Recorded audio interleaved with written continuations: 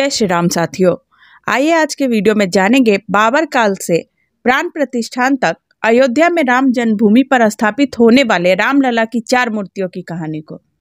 अयोध्या में भव्य राम मंदिर में स्थापित होने वाली रामलला की मूर्तियों के इतिहास में कई रहस्य जुड़े हुए हैं। उज्जैन के महाराज विक्रमादित्य के काल से लेकर मुगल काल तक और फिर आधुनिक काल तक जैसे जैसे अयोध्या में राम जन्मस्थान पर ध्वंस और निर्माण होते रहे, वहां रामलला की मूर्तियों का स्वरूप और इतिहास भी बदलता रहा।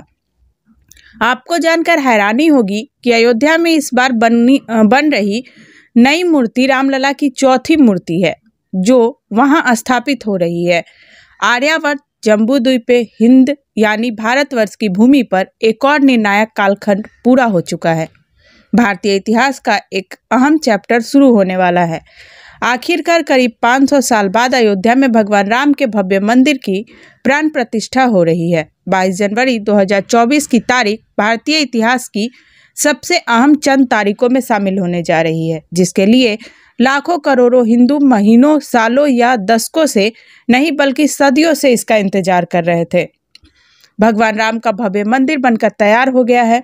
उसमें स्थापित होने वाली रामलला की मूर्ति बाल रूप में स्थापित हो गई है। ये मूर्ति 51 इंच ऊंची है और वास्तुकारों को रामलला की ऐसी मूर्ति बनाने को कहा गया था जिसमें 5 साल के बालक की कोमलता को उकेरा जा सके। भव्य राम मंदिर में स्थापित होने वाली रामलला की इस मूर्ति को बनाने के लिए नेपाल में गंडकी नदी के तट पर मिलने वाली शालिग्राम शिला समेत मैसूर और राजस्थान समेत कई जगहों से पत्थर मंगाए गए थे। देश के कई मशहूर शिल्पकारों को इस महामिशन से जोड़ा गया था। भारतीय सनातन संस्कृति और इतिहास के पन्ने पलटते रहे और बार बार राम जन्मभूमि स्थान पर ध्वंस और निर्माण के साथ साथ रामलला की मूर्तियां भी बनती और बदलती रही। राम जन्मभूमि मंदिर में रामलला की मूर्ति की कहानी बड़ी दिलचस्प है। क्या आपको पता है कि भव्य मंदिर में स्थापित हो रही रामलला की ये मूर्ति अयोध्या में राम जन्मस्थान पर स्थापित होने वाली 4थी मूर्ति होगी?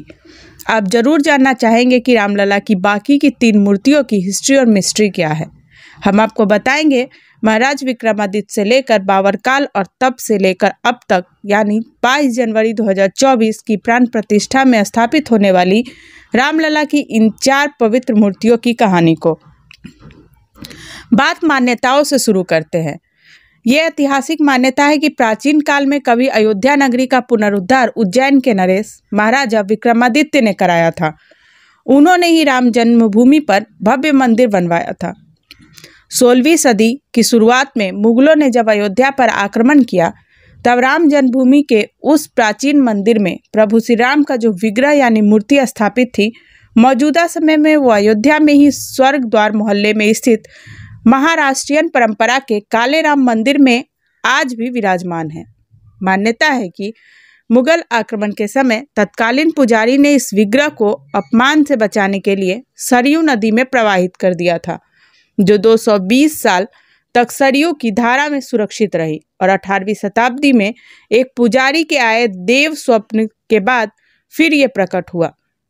इस विग्रह की अयोध्या की ऐतिहासिक परंपरा में खास जगह है, लेकिन इस मूर्ति का ऐतिहासिक तथ्य इसे ओरछा राजमहल तक जोड़कर ले जाता है।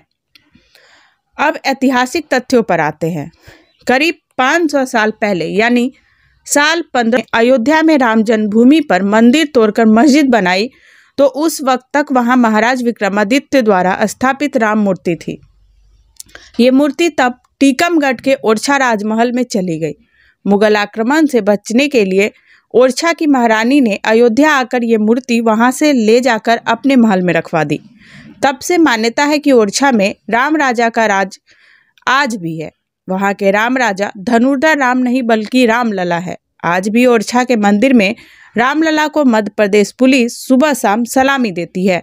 हर साल राजा राम सरकार की भव्य बारात निकाली जाती है और लाखों बाराती इसमें शामिल होते हैं। उज्जैन के महाप्रतापी महाराज विक्रमादित्य का शासन ईसा पूर्व 1ली शताब्दी में था और कहते हैं कि अपना राज्य फैलाने के बाद उन्होंने अयोध्या, मथुरा, हरिद्वार, वाराणसी, काशी, द्वारिका धाम और उज्जैन में अनेक मंदिर बनवाए। विक्रमादित्य के काल को अयोध्या में 5 कोस को माना जाता है और आज जिस अयोध्या धाम का विकास कराया जा रहा है वह 84 कोस परिक्रमा के इलाके में फैला हुआ है, यानी 17 गुना अधिक विस्तारित है।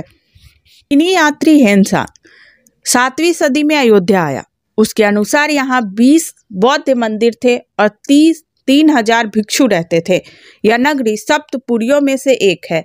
अयोध्या, मथुरा, हरिद्वार, काशी, कांचीपुरम, उज्जैन और द्वारिका, ये 7 पुरियां नगर मोक्षदायिनी मानी गई है। प्राचीन काल में अयोध्या कौशल राज्य की प्रारंभिक राजधानी थी और राम राज्य के लिए पूरे ब्रह्मांड में अलग पहचान रखती थी। हालांकि बौद्ध काल, जो कि 6वीं से 5वीं शताब्दी में श्रावस्ती राज्य का मुख्य शहर बन गया, यह 11वीं और 12वीं शताब्दी के दौरान कन्नौज साम्राज्य का उदय अयोध्या में, जिसे उस समय अवध कहा जाता था, हुआ। इस क्षेत्र को बाद में दिल्ली सल्तनत, जौनपुर साम्राज्य और 16वीं शताब्दी में मुगल साम्राज्य में शामिल किया गया। 18वीं सदी की शुरुआत में अवध को कुछ हद तक आज़ादी मिली, लेकिन 1764 में यह ब्रिटिश ईस्ट इंडिया कंपनी के अधीन हो गया।